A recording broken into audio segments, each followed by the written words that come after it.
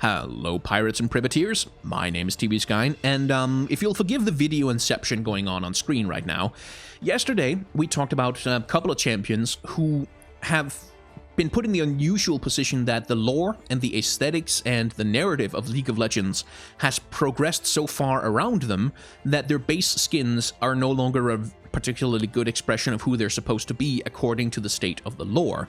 And indeed, they have alternate skins that have been added to the game after release that were a better expression of who the character was supposed to be by default.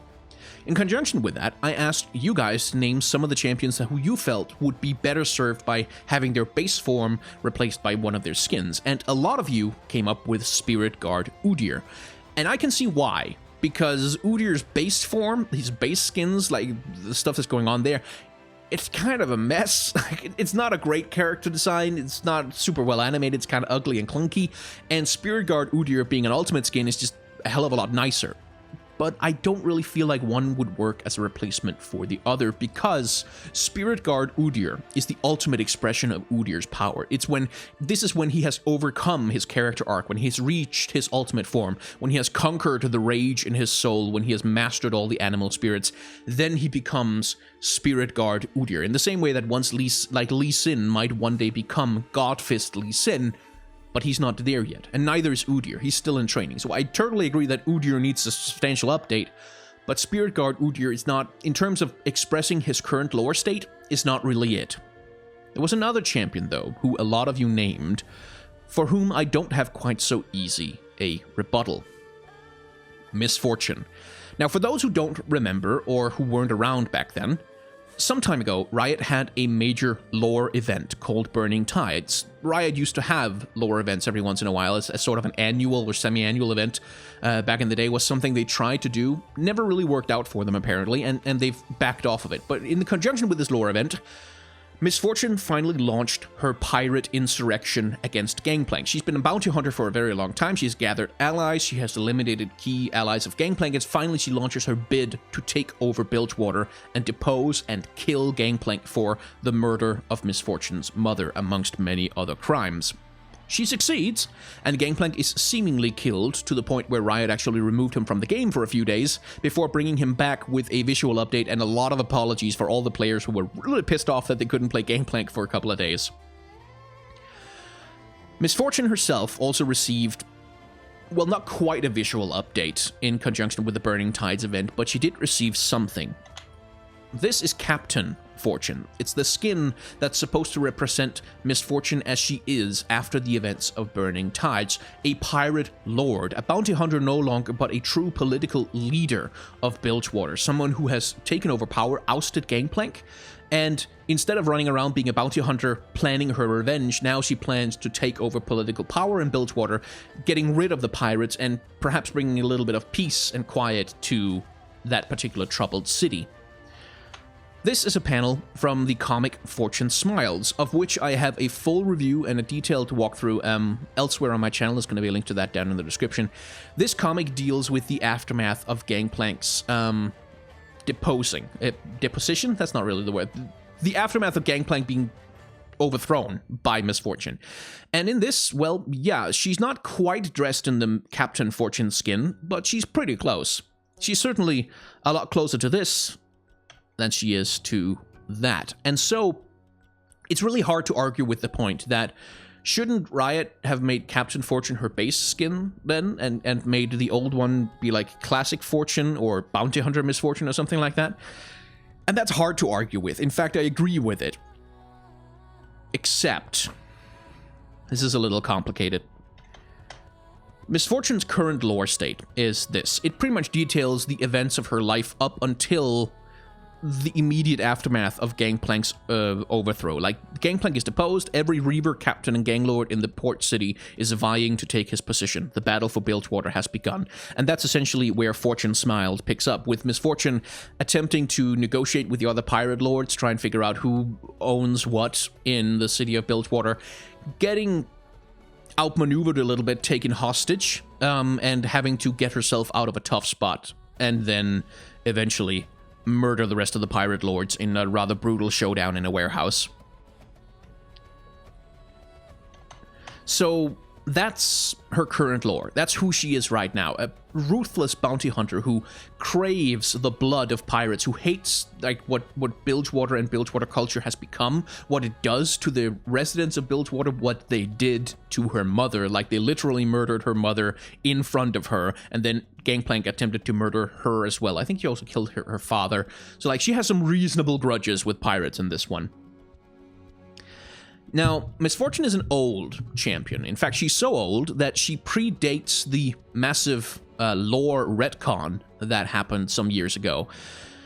In League of Legends lore, there used to be an actual thing called the League of Legends. It was a grand tournament in which exceptional individuals would battle in order to gain money, power, influence, and, you know, in order to progress towards getting to their personal or political goals in the world. Miss Fortune joined as a way to advance her plot to kill Gangplank, but let's put it this way. In her current lore state, Miss Fortune is primarily a tremendously driven bounty hunter. She's someone who's out for revenge. She's really, that's pretty much the only thing she wants in her life, is to fucking kill Gangplank. And she doesn't care what she has to do in order to get there. It's her single driving motivation is to destroy him, everything he stands for, everything he loves, completely wiping him from Bilgewater, and then wiping away everything that his legacy has built. Old Miss Fortune, she was a little different, and what we have here is a League judgment. Back when the League was an actual thing, when champions were released, they usually had another little piece of lore released alongside them, explaining how they first come to enter the League of Legends. There's a whole ritual thing that used to happen where the summoners of League of Legends would cast a magic spell, get inside the heads of the champions to figure out their motivations and stuff, and nothing ever really came of it in the end, but it used to be a regular lore thing for League of Legends. So let's take a look at Miss Fortune's League judgment. Miss Fortune spills into the Great Hallway with the same tenacity that she spills into her silk blouse, both taxed to contain her. She's cramped inside any structure not bobbing along the salt ocean. Her eyes pan across the recessed ceilings, filigree with disdain. The toil of Valorant's finest artists, a pitiful substitute for the night sky's celestial collage. The disapproving shake of her head would be imperceptible if not exaggerated by the wag of her ornamented tricorn, the defining accessory of a captain. An avalanche of cherry locks tumbles from the hat, engulfing her shoulders in scarlet waves. Her every feature seduces attention, a weapon as, or perhaps more potent than the enormous gilded muskets clinging to her hips. She bounds across the tiles. The impact of every footfall ripples up the curves of her figure, the distraction of her beauty magnified in motion. One can practically see the hearts of those who have beheld her trailing in her wake. An inscription looms overhead. The truest opponent lies within. The corner of her lips twitch, almost a smile. With uncanny grace, she plucks a musket from its holster, twirls it once round her finger, and brings it to rest with the word opponent in its crosshair. Her lips mouth a silent pop, and the firearm is reholstered. She dawdles no longer. So yeah, TLDR, titty, lots of tits, red hair, big hips, tits, all over the place, boobs, breasts, gazongas, gazongas. Can't you just imagine how they're bouncing while she's walking? Yeah, boobs, tits. That's pretty much, that. I'm overstating it perhaps a little bit, but only very slightly. Miss Fortune used to be a character who was very much about her sexuality. She was very much about her seductiveness. She was very much about being the busty pirate maid. Like that very archetype that you remember from like old kind of B movies, B pirate movies, and old pulp novels and fictions, the serials, all that kind of classic busty, lusty pirate maiden. That used to be Miss Fortune. And my thing is, this is a perfect expression of that. Like, if the lore concept for Miss Fortune is we just want some gorgeous redhead with huge tits and large guns firing around and just being cool and seductive and having fun and seducing all the dudes and seducing all the women and just, hell yeah, sexy times, bang, bang, bang, pistols and guns, explosions. This is a perfect expression of that. Like, she is that B-movie character. She is that pulp novel character. She's that old, kind of raunchy, badly put together, printed on cheap paper comic pirate from that type of universe, that type of thing. That is very much who this character is.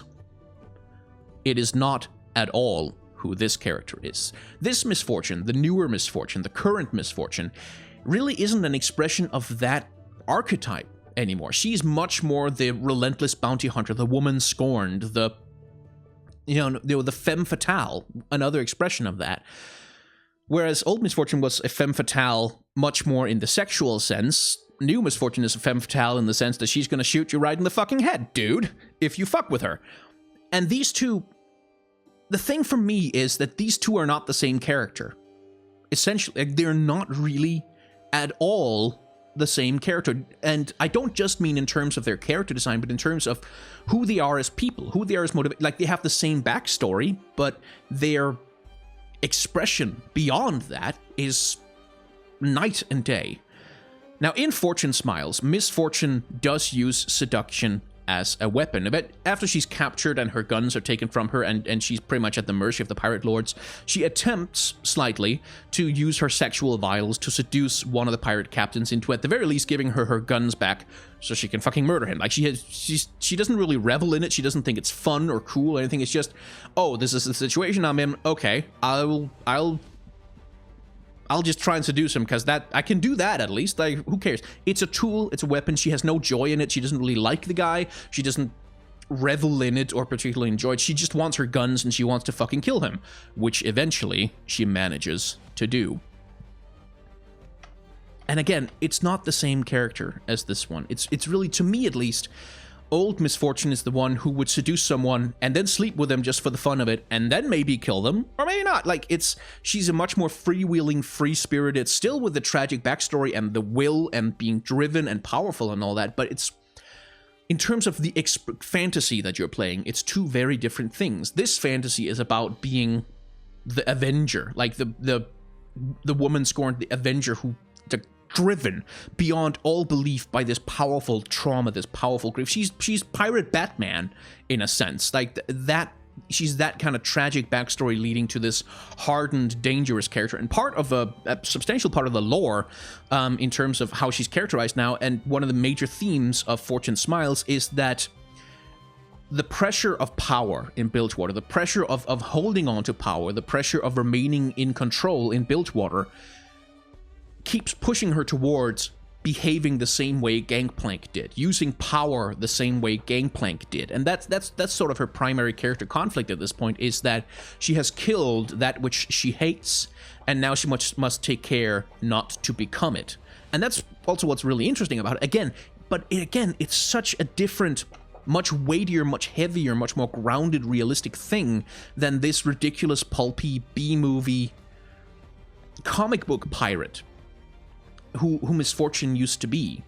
And that's really why I didn't include her in the last video, because I thought about it like, yeah, she is a better expression, but on the other hand, I really like old Misfortune.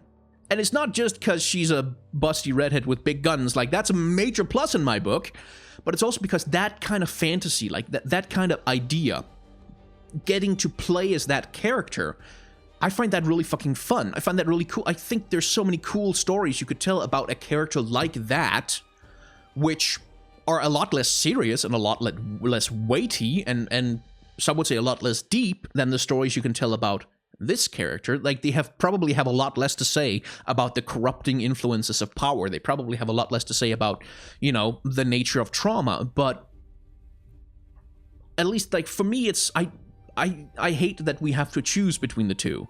I feel like League of Legends is a game that has enough room for there to be the busty, fun, sexy, redheaded, swinging from the rafters, shooting guns everywhere, explosions and fun Misfortune character, like that archetype.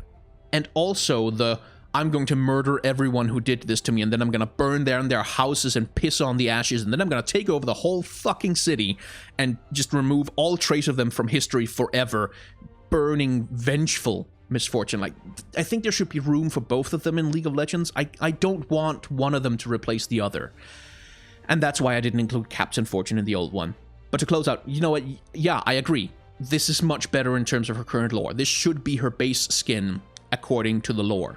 This should be the character that Misfortune is in League of Legends, the video game. But old Misfortune is just so much fun, though. And, by the way, I fully recognize the hashtag problematic aspects of Old Misfortune. I recognize that she's hypersexualized in a way that most other League of Legends champions really aren't. I recognize that she's kind of a ridiculous Barbie doll version of a pirate hunter. I recognize all of that. I recognize that it's kind of trashy and kind of lowbrow. But I also feel like there's room for that. Like, it shouldn't be much, but I feel like it should be allowed to be there. And I know, like, a lot of women for whom it's also really fun to be allowed to embody that kind of character, at least for a little while. It shouldn't be all there is. There should be a wide choice of different things that you can play, different women archetypes, which is something League has slowly been getting better at. But they absolutely used to rely a little bit too much on this. And perhaps to some extent with the release of Kai'Sa, they still do. So yeah, that's my argument, and it's weak. I want Old Misfortune to stay Old Misfortune because she's a lot more fun than New Misfortune. Even if New Misfortune on balance is probably a substantially better character. It's hypocrisy, I know, but sometimes I'm not quite as good as I want to be. Anyway, if you are so inclined, or if you would like me to never make another video like this ever again, you can head over to Patreon and support at any level, and you get to pick some of the video topics that I cover at the moment. I've got one about Dark Souls bosses, who I will fight, while also simultaneously attempting to analyze their character designs. I've got a video extensively dealing with the history of the Yordles, why they look the way they do, what their designs are supposed to express. And there's one about the character design of Metal Gear, specifically the Metal Gears in the video game, the robots. If you would like to vote for any of those, you can head over to patreon.com/castercomics. There's going to be a link on screen and down in the description. And if not, that's completely fine. Like, nobody has to support this. I'm blown away that anyone actually does. So thank you very much to Bear Lee, Sale Atkins, Kami Payne, Morgan Hilsman, Soulstep, Yamasui, Adam, Coxwell, Sheridan Shaw, Aaron Chamberlain, and congratulations on the European Masters, by the way. That was a great job. Daniel Wesh, Kim Addison River, by the way, who is the one who runs the League of Legends eSport wiki, which is tremendously important, and a lot more people should be supporting and helping out with that. Fabian Cox, Early Native, Michael Carmody, Anton Larson, Jean-Baptiste Rossi, Flamespreader, Cameron Taylor, Nips, Jason, Strong Savoy, Green Moriyama, Bryce Hopper, Kitty, and I think that is pretty much all of them. Thank you very much for watching. Leave your comments down below. There's like buttons, there's dislike buttons. You shouldn't click the dislike button, it's gross. I'm just saying, someone spilled something on the dislike button like a while ago, and it's just been smelling, and I've been meaning to clean it up, but it's just so gross, man. I need to get some wet wipes or something, but, you know, just be careful when you touch it. There's a subscribe button. If you are so inclined, you can watch some other videos on my channel. You can comment, and if you don't want to do any of those things, that's completely fine too. My name has been TV Sky, and thank you very much for watching, and I will see you in the next video.